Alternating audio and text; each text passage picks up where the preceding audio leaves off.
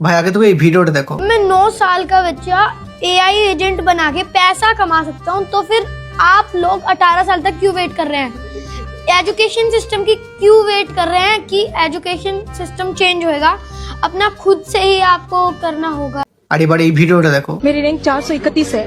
मैंने हर जगह टॉप किया, 10th में टॉप किया, 12th में टॉप किया, ग्रेजुएशन में टॉप किया, एमए में टॉप किया, पटवारी ज्वाइनिंग हुई मेरी, मैंने पटवारी में भी टॉप किया, मैंने जनरल की सीट से फाइट किया, मैं यहाँ सब इंस्पेक्टर बनी, सब इंस्पेक्टर भी मैंने अपनी कैटेगरी से फीमेल में टॉप किया। अगर एक टॉपर का आज ये हालात होता है, आज एक टॉपर होने का रिजल्ट ये होता है, तो आप बताइए मेहनत करने वाला बच्चा कहाँ जाएगा? क्या वो आज इस दिन को देखने के लिए मेहनत करता है?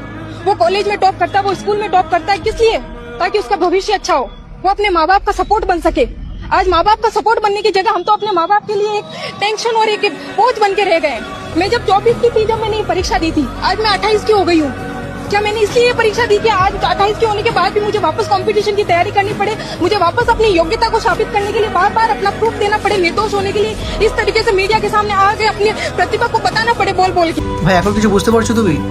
ভাই পড়াশোনা করো খুব ভালো, কিন্তু শুধু এডুকেশন সিস্টেমের ভরসায় বসে থাকো না, তার পাশাপাশি কোনো স্কিলসেও ফোকাস করো।